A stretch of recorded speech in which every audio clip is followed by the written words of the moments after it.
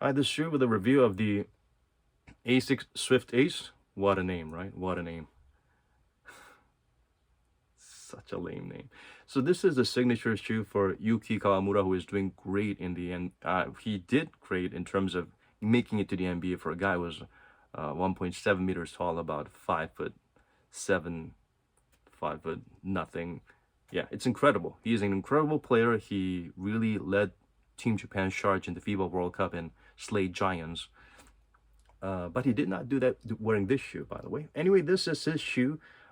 Just because it's his shoe, he has his signature here. But there are other models without his signature, which they jack up the price a little bit just to have his autograph there. So it's not even a different design or different shoe, the same shoe with just the autograph. So it's more like a PE than a signature.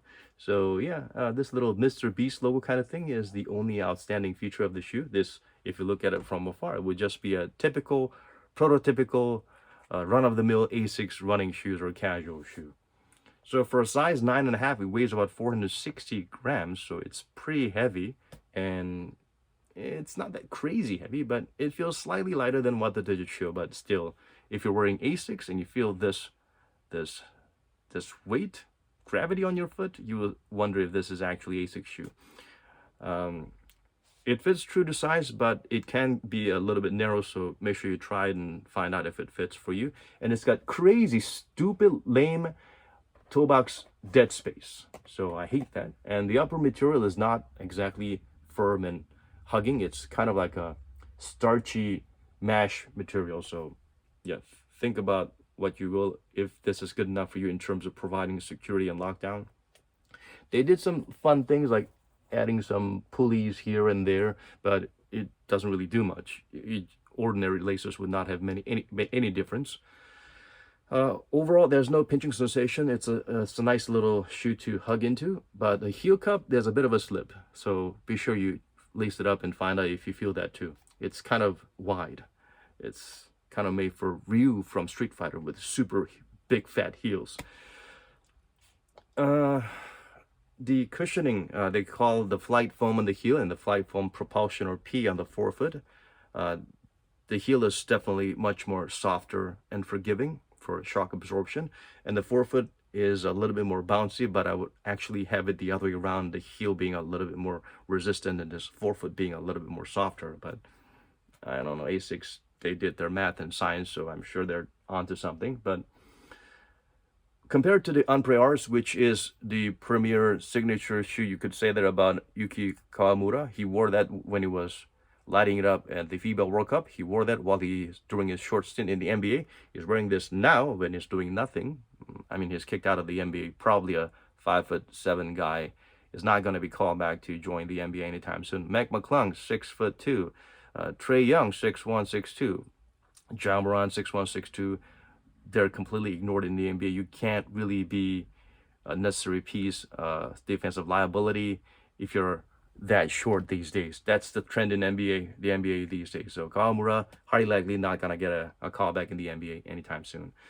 So yeah, cushioning wise, it feels a little bit better than the previous model. It feels like the cushioning is definitely beefier than ordinary asics basketball shoe, but just by a little. And also that added cushioning means it's a little bit more elevated from the floor. It's not as low to the ground as the Unprears too. Traction pattern, it's great. Asics always know their stuff. It kind of looks similar, but they always have something in mind. They have a huge lab that really do their research. So traction is really good, kind of durable. And on the heel, I don't know, it seems like it may not be as durable. And on the pivot point, it's got this kind of flat asics A logo, so that is a little bit concerning for me. But overall, it's definitely more durable. It's definitely more tacky than most outsoles out there. The insole is super beefy EVA insole. So once you first try on the shoe, it's the insole that's doing like 20-30% of the cushioning that you can feel. The sensory cushioning you feel is 30% insole. So it does not feel that crazy different from fresh foam New Balance shoes or